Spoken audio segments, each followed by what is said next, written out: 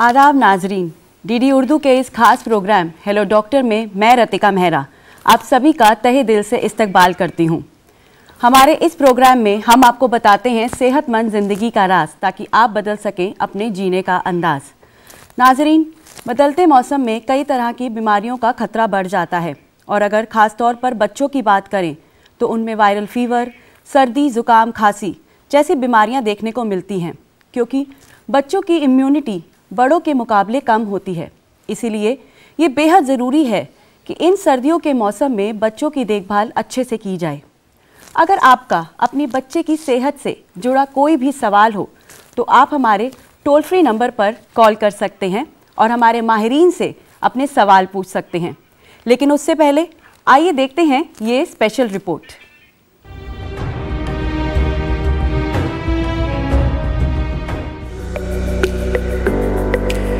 नाजरीन, कुदरत ने हर मौसम की अपनी इफादियत और लताफत रखी है। हम इन मौसमों से लुत्फानंदोज भी होते हैं और सच पूछे तो ये हमारी खुशकिस्मती है कि हम हिंदुस्तान में सभी मौसमों का लुत्फ ले पाते हैं। मौसम सरमा उमूमन हर किसी को अच्छा लगता है और गर्मियों की निस्बत सर्दियां हमारे मिजाज पर ज्यादा खुशगवार असरात मुरतब करती हैं। लेकिन ये भी हकीकत है कि मौसम की तब्दीली हमारे मिजाज के अलावा सेहत पर भी असरअंदाज होती है और बच्चे बहुत जल्द मौसम की तब्दीली से मुतासिर हो जाते हैं। खासतौर से शीरख्वार बच्चे इसकी जद में ज्यादा आते हैं। सभी वालिदैन की ये कोशिश और ख्वाहिश होती है कि बच्चों की नशोनुमा में कोई कसर बाकी न रह जाए और वो मुकम्मल तौर पर सेहतमंद रहें। मगर सर्दी का मौसम बच्चों की सेहत पर दीगर मौसमों के मुकाबले ज्यादा असरअंदाज होता है। इसकी वजह यह है कि बच्चों में कुव्वत मुदाफियत यानी इम्यूनिटी कदरे कम होती है। इसीलिए वो तब्दीली मौसम और खास तौर से शदीद सर्दी से मुख्तलिफ परेशानियों में मुब्तला हो जाते हैं। यहाँ ये काबिल जिक्र है कि शीरख्वार बच्चों पर इसका असर कहीं ज्यादा होता है, इसीलिए उनको खास ख्याल की जरूरत होती है। अब जाहिर है कि जब बच्चे किसी भी तरह की तकलीफ की गिरफ्त में आ जाते हैं तो वालिदैन का परेशान होना लाजमी है। लेकिन काबिल गौर है कि बच्चे सर्दी के मौसम में उमूमन नज़ला, जुकाम, खांसी और बुखार के शिकार हो जाते हैं। तो इस सूरत हाल में घबराने की जरूरत बिल्कुल नहीं है। बस इस बात पर गौर करना होगा कि इन अलामात में ज्यादा शिद्दत न आने पाए और आप बच्चों के माहिर डॉक्टर से रुजू करके मुनासिब अद्वियात के जरिए इससे नजात पा सकते हैं। एक बात और जिस पर सर्दियों के दौरान अमल करना निहायत जरूरी है वो ये है कि बच्चों को ठीक तरह से ढके हुए गर्म कपड़े इस तरह से पहनाएं कि जिस्म का कोई हिस्सा खुला न रह जाए। खासतौर से बच्चों का सीना और सर ठीक तरह से ढका रहे। इस दौरान बच्चों की खुराक का भी खास ख्याल रखने की जरूरत है। तो एहतियाती तदाबीर पर अमल करने के साथ साथ मौसम सरमा का लुत्फ लेते रहें और बच्चों को किसी भी तरह की परेशानी होने पर फौरन माहिर डॉक्टर से रुजू करके सलाह मशवरा करें और उन्हें सेहतमंद रखें।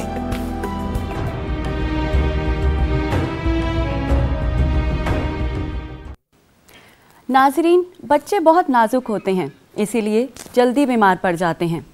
सर्दी के मौसम में उन्हें ज़्यादा देखभाल और प्यार की ज़रूरत है। आइए आज हम जानते हैं कि इस मौसम में बच्चों में क्या क्या दिक्कतें आती हैं, उसके क्या अलामात हैं और इन दिक्कतों से बच्चों को कैसे बचाया जाए। इन सभी मौज़ूआत पर आज गुफ्तगू करने के लिए हमारे साथ हैं 3 माहिरीन जो कि अलग अलग पैथीज से हैं। तो आइए आपका उनसे तारुफ कराते हैं।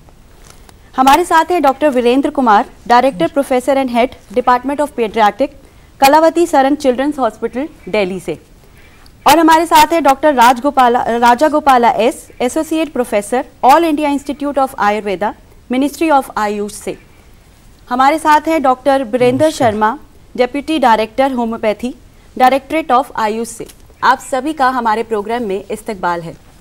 तो सबसे पहले डॉक्टर वीरेंद्र, मैं आपसे जानना चाहूँगी, मौसम बदल रहा है और आमतौर पे हम देखते हैं कि बच्चों को बहुत सारी दिक्कतें आती हैं इस मौसम के बदलते। तो क्या क्या प्रॉब्लम्स हैं जो बच्चों में ज़्यादातर आप देख रहे हैं? देखिए, ये हम सबके लिए जानना बहुत ज़रूरी है कि बच्चों की जो अवस्थाएं होती हैं, जैसे कि आप जानते हैं कि एक नवजात शिशु होता है और एक बच्चा जब वो अपनी जीवन में आगे बढ़ता है तो 5 साल का, 10 साल का और फिर 18 साल का होकर एक जवान इंसान बन जाता है।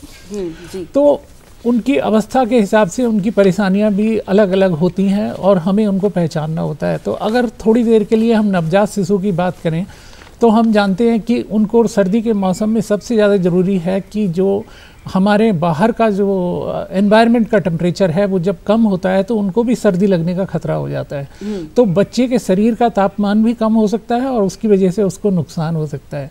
उसके साथ साथ जब हम उन चीज़ों को संभालने के लिए कोशिश करते हैं तो कभी कभी हम बहुत ज़्यादा ओवर प्रोटेक्टिव हो जाते हैं। ओवर प्रोटेक्टिव होने की वजह से बहुत ज़्यादा कपड़े पहना देते हैं और वो भी बच्चे के लिए एक नुकसानदायक चीज़ होती है। सर, इसमें एक बात और मैं पूछना चाहूँगी कि जैसे कफ हो जाता है बच्चों, क्योंकि सर्दी जुकाम बहुत ही आम बात है, तो बच्चों को कफ बहुत जल्दी हो जाता है, छाती पे जम जाता है, उस सूरत में क्या किया जाए? जी हाँ, देखिए, तो सर्दी के मौसम में कुछ ऐसे वायरस और विषाणु होते हैं जो हमारे एनवायरनमेंट में आ जाते हैं और बच्चे को जब उस वायरस का इन्फेक्शन होता है तो खांसी जुकाम लगना बड़ा एक आम समस्या हो जाती है। ऐसे में ये बहुत ज़रूरी है कि हम बच्चे को प्रोटेक्ट करके रखें, बचा के रखें और अगर किसी इंसान को खांसी जुकाम के लक्षण हैं तो उससे थोड़ा दूर रखें। और उसके बावजूद भी अगर खांसी जुकाम हो जाता है तो हमें सावधानी रखनी है कि बच्चे को खास करके एक चीज़ का बहुत ध्यान रखना है कि अगर बच्चा बीमार है तब भी उसको जो हम सपोर्टिव केयर देते हैं, जैसे बच्चे की देखभाल करते हैं, बुखार है तो बुखार को कम करने की दवाई देते हैं और सर्दी से बचाते हैं और बीच बीच में गुनगुना पानी दीजिए आप। और माँ का अगर बच्चा दूध पी रहा है तो माँ के दूध को उसको और बेहतर तरीके से पिलाएं तो बच्चे को जल्दी आराम मिल जाता है। और हम जानते हैं कि वायरस की कोई दवाई नहीं है आज की तारीख में, तो उस वायरस के लिए हमारा शरीर खुद सक्षम है और वो उसको मैनेज कर लेता है और वायरस से अपने आप निजात पा लेता है। तो डॉक्टर एस राजगोपाला, आप जैसे कि सर ने बताया कि जो भी सर्दी जुकाम के जो भी और क्या क्या लक्षण हैं जो आप अपने आयुर्वेदा में देखते हैं जो छोटे बच्चों में दिखते हैं? देखिए, अक्सर जैसे डॉक्टर साहब ने बताया तो रेस्पिरेटरी श्वासकोश से संबंधित लक्षणों बहुत ज़्यादा दिखता है। नाक बहना, खांसी होना और कुछ बच्चों में वो नीचे इन्फेक्शन नीचे जाके श्वास लेने में तकलीफ, ये ज़्यादा दिखता है। इसके अलावा इस मौसम में श्वासकोश के अलावा चमड़ी का लक्षण ज़्यादा दिखता है, जो चमड़ी सूख जाना है, सूख जाने के बाद सूखने के कारण चमड़ी में तकलीफ होता है, खुजली होना, ऐसे लक्षण भी मिलता है। और खाना पीना अगर बराबर नहीं करते हैं, ठंडा पानी ज़्यादा लेते हैं, ये इस कारणों से पाचन संबंधी गतिविधियों में भी तकलीफ मिल सकता है, जैसे उल्टी हो जाना, बार बार दस्त हो जाना, ऐसे लक्षण भी हमें मिलता है। ओके, तो सर मैं आपसे जानना चाहूँगी कि जैसे कफ की प्रॉब्लम होती है, उल्टी या दस्त लगते हैं और सर ने बताया कि कोल्ड और कफ का जो प्रॉब्लम रहता है, तो इसमें कहते हैं स्टीम बहुत अच्छी फ़ायदेमंद होती है, तो आप इसके बारे में क्या कहेंगे और किस तरीके से स्टीम बच्चे को दी जानी चाहिए अगर छोटा बच्चा है तो? देखिए, स्टीम जो है एक प्राइमरी केयर में आता है कि सबसे पहले घर में हमारे पास अगर कोई दवाई नहीं है और हम घर में माँ बाप के पास बच्चा अकेला है और उसको सांस लेने में दिक्कत हो रही है, उसका नाक बंद हो रहा है, तो उसको स्टीम या जिसे भाप कहते हैं हम, वो देना बहुत फ़ायदेमंद होता है। और भाप देने का मतलब ये नहीं है कि अगर बच्चे को ज़रूरत है तभी देना है। वैसे नॉर्मल बच्चे को अगर हम भाप देना शुरू हो जाएंगे तो उसके दुष्प्रभाव भी हो सकते हैं। अच्छा। जब उसको ज़रूरत है, उसका नाक बंद हो रहा है, खांसी है, बलगम नहीं निकल रहा है, देखिए भाप से होता क्या है, जब भाप अंदर जाएगी तो जो बलगम होती है वो चिपकी होती है, उसको वो डाइल्यूट कर देती है या उसको वो तरल अवस्था में बदल देती है, जिससे कि वो जल्दी बाहर आ जाती है। तो भाप बच्चे को तभी दें जब उसको ज़रूरत है। और छोटे बच्चों में जैसे डॉक्टर साहब ने बताया कि नियोनेट्स में बच्चा 2 महीने का है, 3 महीने का है, तो उसको भाप देने का एक तरीका है। उसको जैसे हम आम स्टीम से देते हैं वैसे नहीं दे सकते। उसके लिए या तो उसको प्रॉपर न्यूबलाइज़र करवाइए या फिर उस बच्चे को आप रुई से पानी लेकर उसके नाक के पास ले जाइए ताकि वो जो गरम उससे जो वाष्प निकल रहे हैं वो बच्चा अंदर को ले। और अगर बच्चा थोड़ा सा बड़ा है तब भी उसको ये देखिए कि माँ बाप अक्सर क्या करते हैं कि एक भगोने में पानी लेकर उस पानी को जब खोलने लग जाए नीचे उतार देते हैं और बच्चे का एकदम मुंह उसके ऊपर कर देते हैं, जिसकी वजह से बच्चे की स्किन भी जल सकती है। मैं आपको बीच में रोकना चाहूँगी, एक फ़ोन कॉल ले लेते हैं। जी, हेलो। हेलो जी, आपका नाम जान सकती हूँ? जी, मैं सुभाष बोल रहा हूँ दिल्ली से। सुभाष जी, आपका हमारे प्रोग्राम में इस्तकबाल है जी, अपना सवाल पूछिए। हाँ, मेरा सवाल ये है कि मेरा बच्चा जब उसकी उम्र 4 साल से है तब से उसको एक प्रॉब्लम हुई है।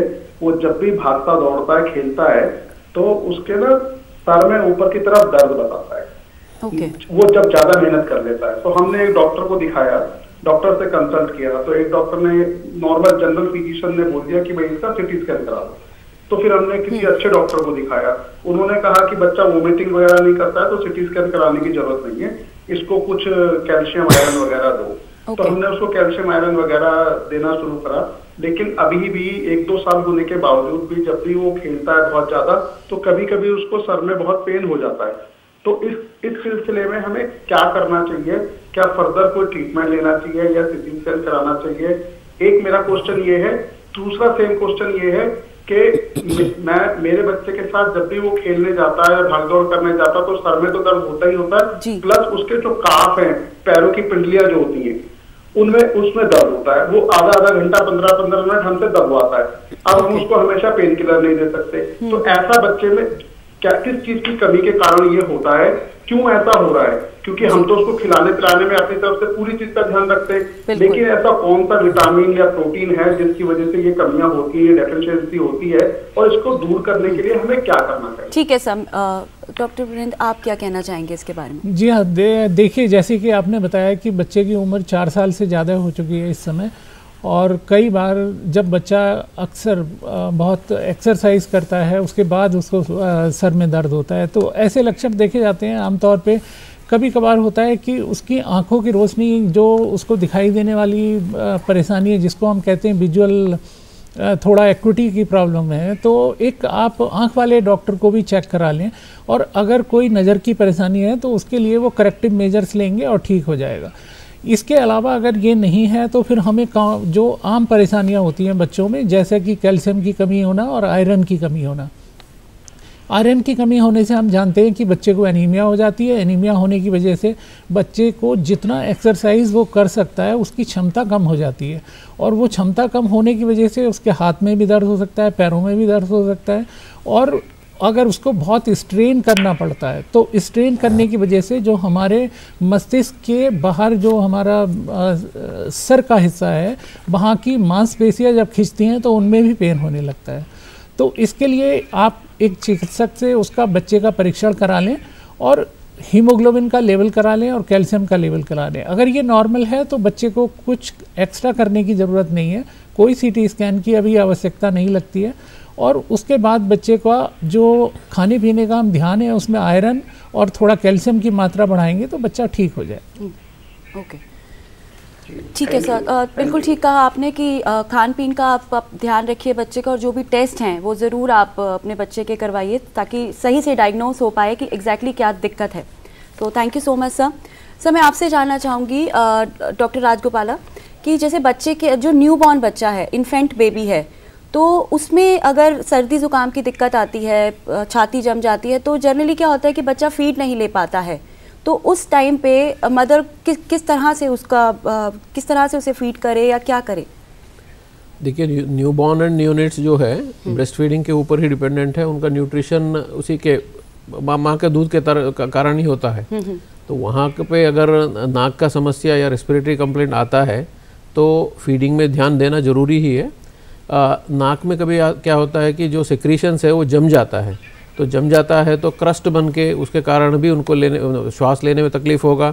उस टाइम में मुंह से श्वास लेते हैं, तो जब माँ फीडिंग देती है उससे पहले नाक साफ़ करना। ऐसे हाथ में साफ़ किया तो क्रस्ट डैमेज कर सकता है स्किन को, सॉफ्ट स्किन है, तो गीला कपड़े से नाक साफ़ करना है। नाक साफ़ करने के बाद बच्चे को सही प्रकार से दूध पिलाना है, मतलब स्तन को अच्छी तरह से पकड़ के फिंगर में सपोर्ट देते हुए बच्चे का सिर ऊपर और शरीर थोड़ा नीचे का ऐसे पकड़ना है। ऐसे पकड़ के सिर यहाँ आना चाहिए और हाथ में सपोर्ट करते हुए फीडिंग करना चाहिए। सर, मैं आपको यहाँ पे रोकना चाहूँगी, एक फ़ोन कॉल ले लेते हैं उसका। हेलो। हेलो जी, आपका नाम? जी हेलो डॉक्टर, मैं अनुभव सिंह बोल रहा हूँ। मुझे डॉक्टर से ये मालूमात करनी थी कि कई बार हमने देखा है जब ठंड बहुत होती है तो बच्चों को सॉक्स पहना देते हैं माँ बाप। तो क्या रात में सॉक्स पहनकर ठीक है या इसका कोई नुकसान भी हो सकता है? ओके डॉक्टर वीरेंद्र, मैं आप ये बिल्कुल सही सवाल है कि हम ज़्यादातर क्या करते हैं, बच्चों को ओवर क्लोथिंग भी कर देते हैं बच्चों को ठंड के मौसम में, तो इस पे आप इनको क्या गाइड करना चाहेंगे? देखिए, अक्सर पेरेंट्स का एक मोटो रहता है कि बच्चे को ठंड ना लगे और वो मतलब काफ़ी सारे कपड़े बच्चे को पहना देते हैं जी। इसका एक जनरल फार्मूला ये है कि अगर आप खुद सर्दी में 3 लेयर डाल रहे हो तो बच्चे को 1+ लेयर देना है, अगर 2 लेयर डाल रहे हो तो बच्चे को 1 लेयर एक्स्ट्रा देना है। बाकी रात में अगर बच्चा ठीक, आप बच्चे के साथ सो रहे हैं और उसको ठीक से ढका हुआ है, और बहुत सारे लोग ये सोचते हैं कि जो रजाई है या जो कंबल है वो काफ़ी भारी होना चाहिए, और उस कंबल के भारी होने से क्योंकि बच्चा ज़्यादा मूवमेंट तो कर नहीं पाता और वो हाथ से कई बार अपना मुंह ढक लेता है, जिसकी वजह से बहुत सारी परेशानी बाद में हो सकती है। तो बहुत पतली सी मतलब जो अच्छी गर्माइश देने वाली क्विल्ट है या कंबल है वो बच्चों को दें।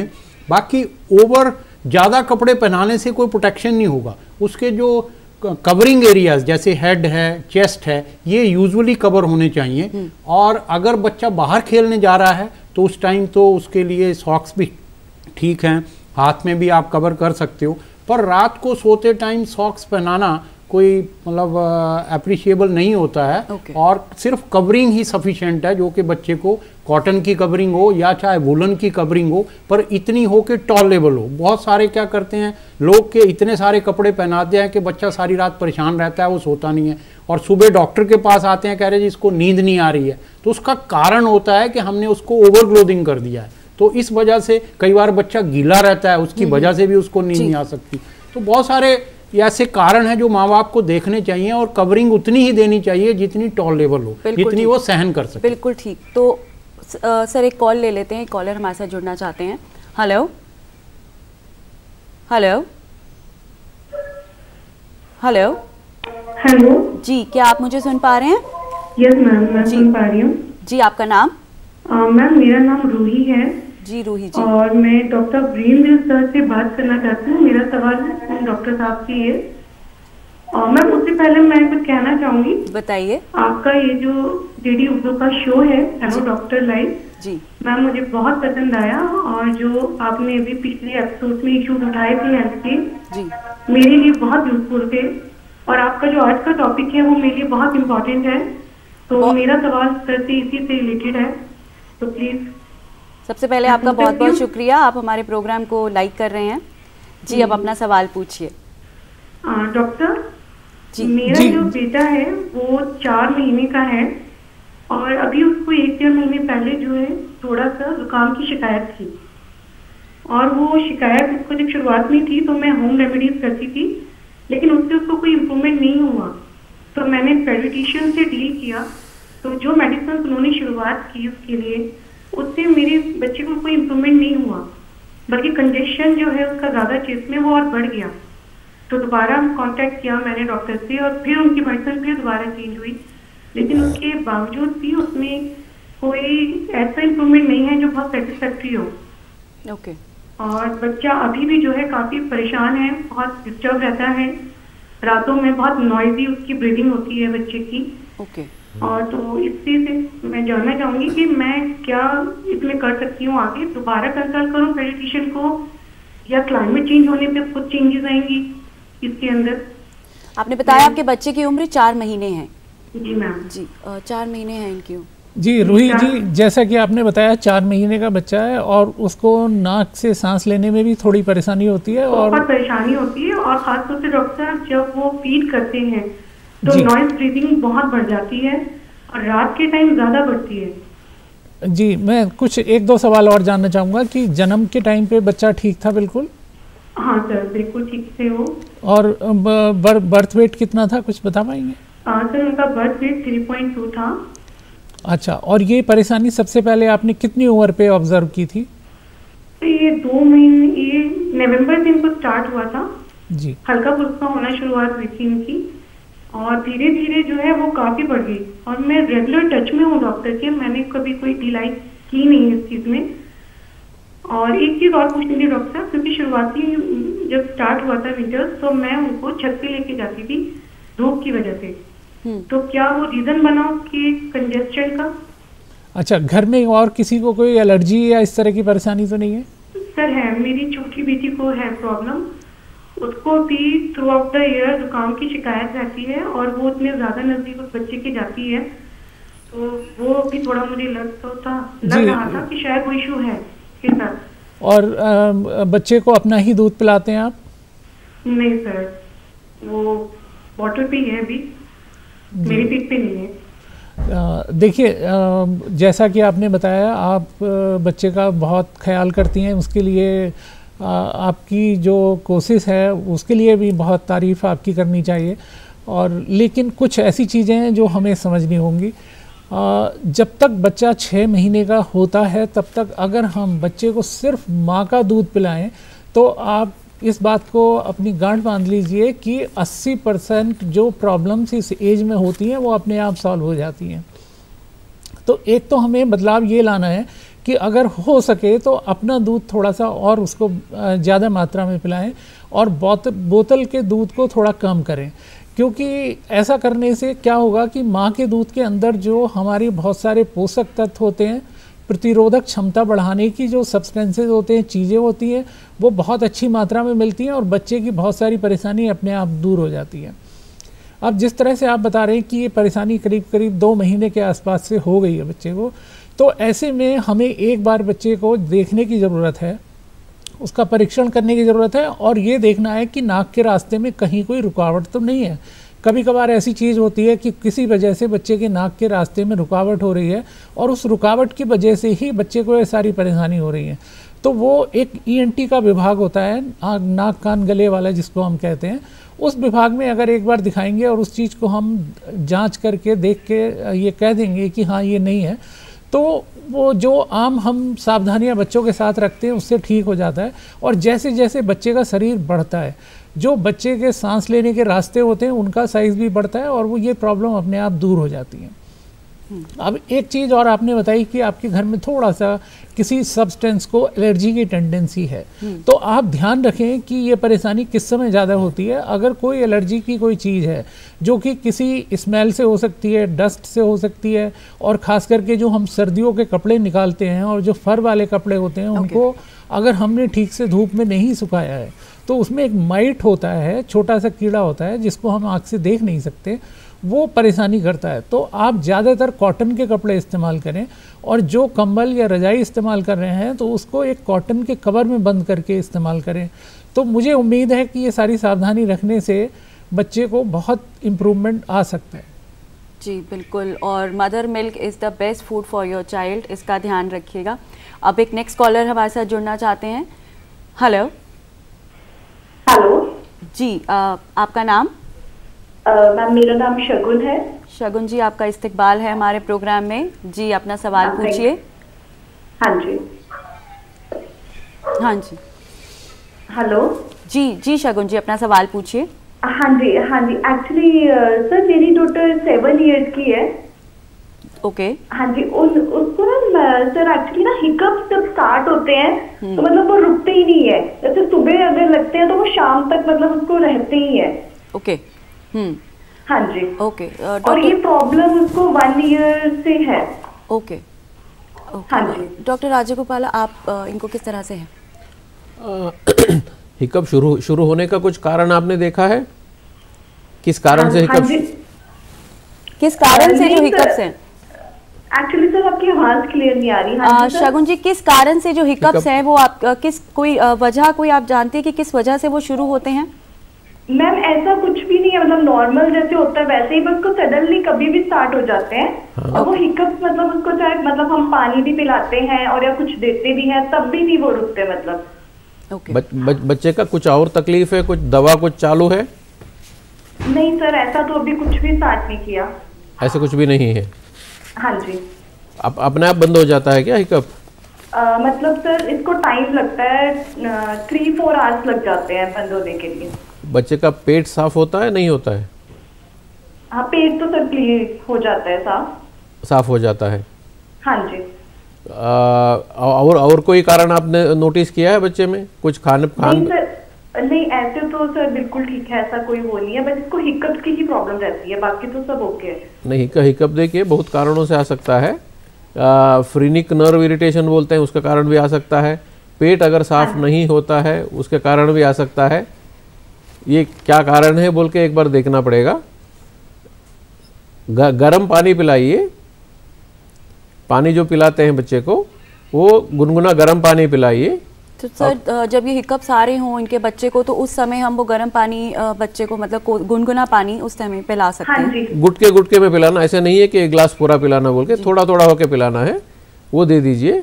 और उसमें भी कम नहीं होता है तो एक बार वैद्य के परामर्श जरूरी है।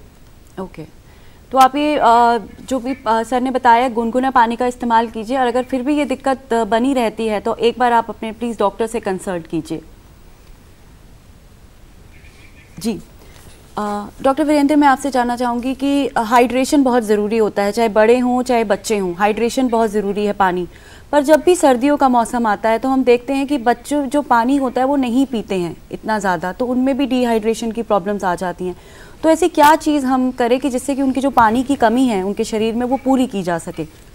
देखिए, बच्चे अक्सर सर्दियों में भी जैसे उनको आदत पड़ चुकी होती है गर्मियों के ठंडा पानी पीना है, तो वो सर्दियों में भी प्रेफर करते हैं कि ठंडा ही पानी दिया जाए जी। तो घर में अगर ठंडे पानी की उपलब्धता रहेगी तो नेचुरली यह बच्चा पिएगा।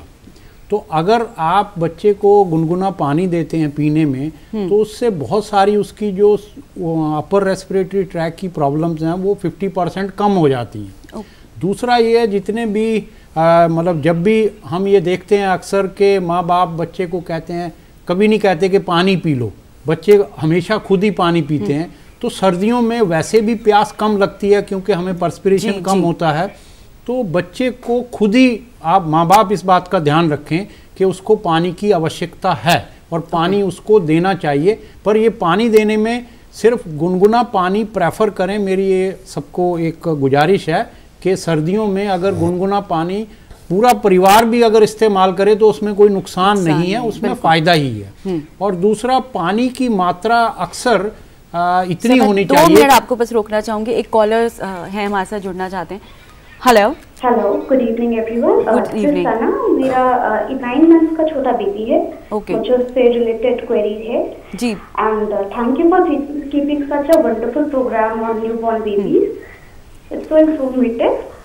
जी, मेरा सवाल है कि जैसे आजकल का मौसम है, पर वेदर के साथ बच्चे इतना चेंज कर रहे हैं टेंडेंसी, इतनी जल्दी वेदर से इन्फ्लुएंस हो रहे हैं, तो ऐसे में नहलाने धुलाने से रिलेटेड क्या केयर करनी चाहिए, मालिश से रिलेटेड क्या केयर करनी चाहिए बच्चों को? जैसे 9 मंथ का मेरा बेबी है, तो ऐसे क्या फूड इनकलकेट करें जिससे उनका वेट गेन भी रहे ना, हेल्दी भी, उनकी एज वाइज ग्रोथ भी बेटर हो सके। और जैसे जनरली लोगों के मिथ होते हैं कि कर्ड नहीं देना चाहिए, ठंडा होता है, या दालें नहीं देनी चाहिए, थोड़ी ठंडी तासीर की होती है, ये बनाना नहीं देना चाहिए, तो ये कहाँ तक, किस हद तक हम इनको रूल आउट कर सकते हैं या फॉलो कर सकते हैं? किस चीज़ों का ध्यान दिया जाए ताकि बच्चे प्रॉपर वे में ग्रो कर सके और इस वेदर से भी बचा जा सके?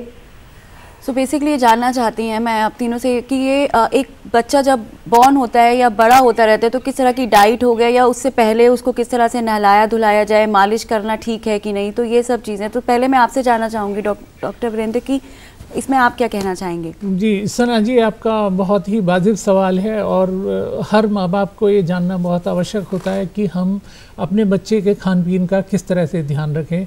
तो जैसा कि हमने अभी थोड़ी देर पहले आपको बताया था कि जब तक बच्चा 6 महीने का होता है उसको सिर्फ और सिर्फ माँ का दूध पिलाना चाहिए। 6 महीने के बाद जैसे ही बच्चा बड़ा होने लगता है तो हमें ये पता है कि अब माँ का दूध पूरा नहीं होगा और हमें बाहर से और चीज़ें देने की आवश्यकता हो जाती है। तो उसमें सबसे पहला और एक जो आसान तरीका बताया जाता है वो ये है कि जो खाना आप घर में बना रहे हैं उसी खाने को हाइजीनिकली अपनी साफ़ सफाई को ध्यान में रखते हुए और बर्तनों को इस्तेमाल करते हुए बच्चे को अच्छा पका हुआ खाना घर में आप खिलाएं। उससे क्या होगा कि बच्चे की ग्रोथ जो होनी है उसको जितने न्यूट्रिएंट चाहिए वो पूरे मिलेंगे और बच्चे का शरीर की बढ़ोतरी बहुत अच्छी होगी। और जब बच्चे को साथ में माँ का दूध भी मिल रहा होगा, ऐसा नहीं है कि 6 महीने के बाद माँ का दूध बंद हो जाता है। माँ का दूध आप और बच्चे के ऊपर डिपेंड करता है कि आपको कब तक कंफर्टेबल हैं। आप माँ का दूध पिलाते रहिए और साथ में उसको ठोस आहार दीजिए। ओके। ठोस आहार देने से जो बढ़ोतरी है बच्चे की बहुत अच्छी होगी। और उसमें कई बार ये भ्रांतियाँ जुड़ जाती हैं कि केला देने से या सर, ये मैं माफ़ी चाहूँगी, ये सवाल बहुत इंपॉर्टेंट है और अभी हम आप तीनों से इस सवाल पे हम बात करेंगे, लेकिन उससे पहले कॉलर हमारे साथ जुड़ना चाहते हैं। हेलो हेलो हेलो जी, आपका नाम जान सकती हूँ? जी, नाम है अभिषेक। जी अभिषेक जी, आपका हमारे प्रोग्राम में इस्तकबाल है। जी पूछिए अपना सवाल। जी, मैं राजस्थान से हूँ। मेरा प्रश्न ये था कि अक्सर बच्चों में देखा जाता है कि वो फोन का डिजिटल जो ऐप्स वगैरह फोन का ज़्यादा यूज होता है, तो आंखों का जो उनका रहता है वो प्रॉब्लम ना रहे या फिर आंखों की रोशनी अच्छी रहे, उसमें क्या कुछ ऐसी मेडिसिन या टॉनिक जो बता सके डॉक्टर, ताकि क्योंकि आज की लाइफ में यूज उसको अवॉइड नहीं कर सकते हम, हमें टीवी भी देखना होगा, फोन का भी यूज करना होगा, कंप्यूटर्स वगैरह, तो उनके यूज के साथ साथ आंखें ठीक रहे, तो ऐसा कोई साल भर या फिर कोई ऐसी शॉर्ट टाइम के लिए कुछ मेडिसिन या फिर कोई टॉनिक जो भी हो वो ऐसा हो, तो वो मैं जानना चाह रहा था। आपने किसी डॉक्टर से पहले कंसल्ट किया है आइज के लिए? ना कंसल्ट नहीं किया, एक जनरल क्वेश्चन था कि कुछ ऐसा हो, मतलब ओके, सजेशन जो ले सके हम एज ए किसी खास। आप फर्दर सेफ्टी के लिए पूछना चाहते हैं? हाँ, बच्चों के लिए। ओके, तो सर आप तो दोनों सवाल कुछ हद तक मिले जुले हैं, तो हम उसी चर्चा को आगे बढ़ाते हैं। आपके सवाल का जवाब भी इसी में आएगा। तो जैसा कि हम बता रहे थे कि 6 महीने के बाद हमें पोषण आहार की ज़रूरत होती है, ठोस आहार की ज़रूरत होती है, तो उसमें हम घर में बना हुआ खाना इंक्लूड कर सकते हैं। और जो भ्रांतियाँ हैं कि केला देने से, संतरा देने से और अमरूद देने से कोई परेशानी हो जाती है, ऐसा नहीं है। आप जो घर में नॉर्मल वे में खाना खाते हैं ज़रूर दीजिए, और ये ध्यान रखिए कि उसमें वैरायटी होनी चाहिए। वैरायटी का मतलब है कि ये नहीं है कि हर बार आप बच्चे को दाल चावल ही दे रहे हैं या दाल रोटी ही दे रहे हैं। तो जो भी घर में खाना बन रहा है वो सारा खाना दीजिए, लेकिन ध्यान रहे कि अच्छा पका हुआ होना चाहिए। अब बात आती है कि कुछ ऐसे तत्व होते हैं हमारे भोजन में जो जिनका बहुत ही आवश्यक है।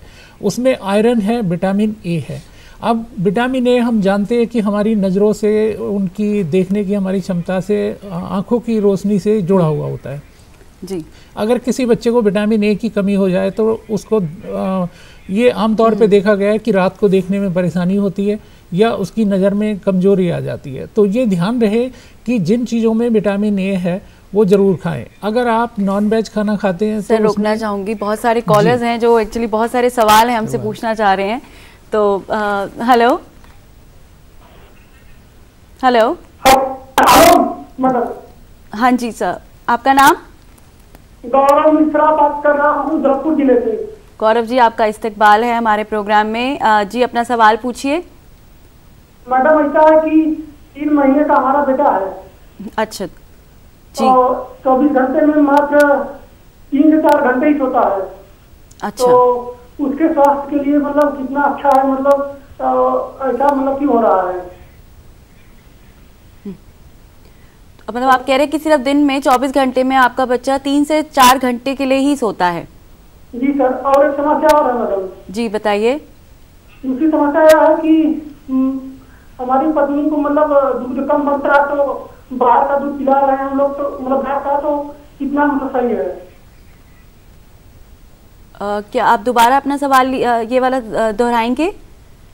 मैडम, ऐसा है कि पत्नी का दूध उतना मतलब पी नहीं पाता है, तो बाहर का दूध पिला रहे हैं हम लोग, तो क्या उसके स्वास्थ्य के लिए हानिकारक हो सकता है? अच्छा, ओके। तो ये जानना चाहते हैं, एक तो इनकी पहली प्रॉब्लम ये है कि बच्चा 3 से 4 घंटे की नींद और बाहर का दूध सही है कि नहीं? जी गौरव जी, देखिए जैसा कि आप जानते हैं कि अगर किसी भी, चाहे बच्चा हो या बड़ा हो, अगर भरपेट खाना नहीं मिलेगा तो बट ये बहुत ही आम स्वाभाविक परेशानी है कि हमें नींद नहीं आएगी और हम परेशान होंगे। अब 3 महीने का बच्चा अपने मुंह से बोल के नहीं बता सकता, तो जहाँ तक मुझे समझ में आ रहा है कि बच्चे को पूरा भोजन जितना मिलना चाहिए उतना नहीं मिल रहा। जैसा कि आप कह रहे हैं कि पूरी मात्रा में माँ का दूध नहीं मिल रहा है, और आप जो ऊपर से दूध दे रहे हैं, हो सकता है कि वो दूध को भी आप पतला करके दे रहे हो, जो कि करना नहीं चाहिए। तो जितना हमें न्यूट्रिशन पोषक तत्व जो मिलने चाहिए वो नहीं मिल रहे हैं। तो मेरी आपको सलाह है कि नियर आपके घर के पास जो भी कोई हेल्थ सेंटर हो वहाँ जाएं। एएनएम बहन जी आपको समझाएंगी कि बच्चे को खाने पीने का किस तरह से ख्याल रखा जाता है, और बोतल से दूध ना दें। अगर ऊपर से देने की ज़रूरत पड़ेगी ही तो उसको चम्मच कटोरी से पिलाएं, और बिना पतला किए हुए जो हम दूध लाते हैं उसी को बिना पानी मिलाए आप उसको पूरा दूध पिलाइए। अगर बच्चे को पूरा खुराक मिलेगी तो ज़रूर बच्चा भरपूर नींद लेगा। ओके। तो डॉक्टर राजगोपाल, मैं आपसे पूछना चाहूँगी कि एक तो हमने अभी बात की थी ऑयल की, बच्चों की मालिश की, अभी एक सवाल आया था कि मालिश किस तरह से बच्चों की जाए, तो उसमें आयुर्वेदा में आप क्या सजेस्ट करते हैं? देखिए, मालिश आयुर्वेद का एक अविभाज्य अंग है। हर कंडीशन में हम मालिश को एडवाइस करते हैं। बच्चे जो नवजात शिशु है, जैसे जन्म लेके बाहर आया, नाभिनाल का कर्तन किया, वहाँ से हम मालिश करना शुरू करते हैं। इसमें ऐसा है कि जो भी तेल मिला उसमें मालिश करना, ऐसे नहीं है।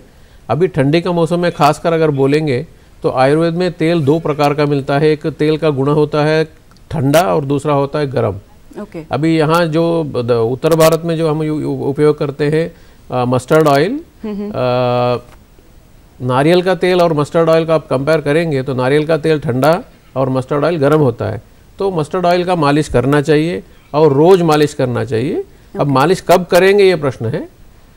सुबह का टाइम में, शाम का टाइम में, जब ठंड बढ़ता है उस टाइम में मालिश करना नहीं चाहिए, और जब वातावरण एकदम कंफर्टेबल है उस टाइम में मालिश करना चाहिए। और मालिश करने के बाद दूसरा एक चीज़ है कि सफाई भी रखना चाहिए शरीर का। तो नहलाना भी जरूरी है। तो नहलाना पॉसिबल नहीं है तो स्पॉन्जिंग, कपड़ा गीला करके उस कपड़े से शरीर पोंछना, ये हम कर सकते हैं। और मालिश जरूर करना चाहिए। मालिश करने से शरीर का उष्णता भी बरकरार रहेगा, उसके साथ साथ मांसपेशियों का शक्ति भी बढ़ेगा। तो मालिश तो जरूर करना चाहिए। तेल अभी ठंडी के सीज़न में गर्म, थोड़ा गर्म तेल में, और गर्मी का सीज़न में ठंडा तेल में मालिश करना चाहिए। Okay, thank you so much doctor. Doctor Virendra, मैं आपसे जानना चाहूँगी कि आप चलते चलते क्या एक मैसेज है जो देना चाहते हैं कि किस तरह से बच्चों की जो हम क्या दे सकते हैं? देखिए, हम शुरू से इस बात को स्ट्रेस कर रहे हैं कि बच्चे को माँ का दूध कितना आवश्यक है जी। अगर जितने भी पोषक तत्व हैं वो माँ से ही बच्चे को मिलेंगे।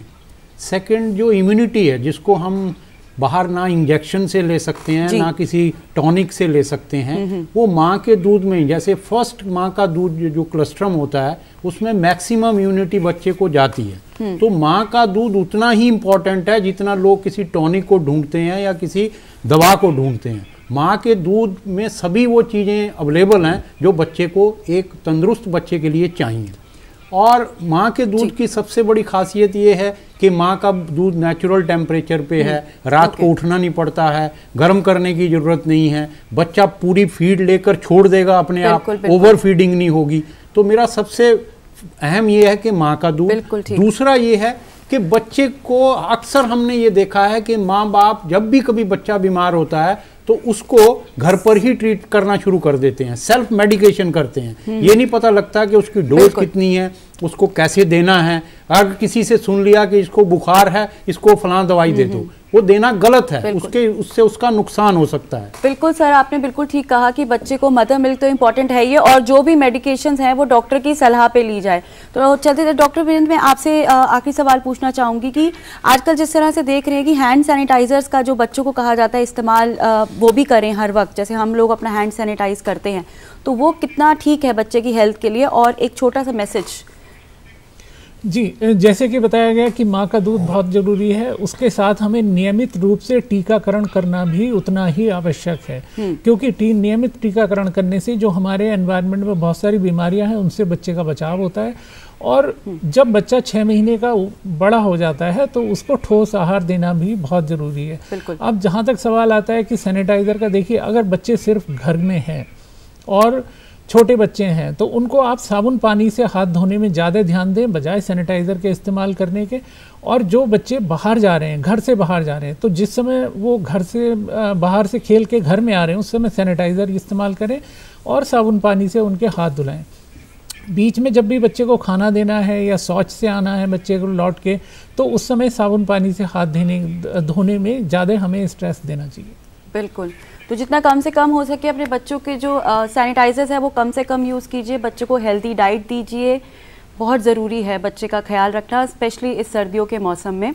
आप सभी का बहुत बहुत शुक्रिया, आपने बच्चों के स्वास्थ्य से संबंधित इतनी सारी जानकारी हम लोगों को मुहैया कराई।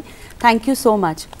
और नाजरीन, हमें पूरी उम्मीद है कि आज की ये पेशकश आपको बेहद पसंद आई होगी, और अगर आपकी भी कोई राय हो तो आप हमें ईमेल कर सकते हैं। हमारा ईमेल आईडी है hello.drurdu@gmail.com। और अब आप हमारे प्रोग्राम के साथ हर वक्त जुड़े रह सकते हैं। आप हमारे चैनल को सब्सक्राइब कर सकते हैं, DD उर्दू हमारा यूट्यूब चैनल है, उसे प्लीज़ सब्सक्राइब कीजिए। और चलते चलते कोविड-19 प्रोटोकॉल का पालन कीजिए, मास्क का इस्तेमाल कीजिए और बेवजह घर से बाहर मत निकलिए। अगले हफ्ते फिर हाजिर होंगे एक नए मौजू के साथ, और चलते चलते अपना ख्याल रखिए, अपनों का ख्याल रखिए। अल्लाह हाफ़िज़।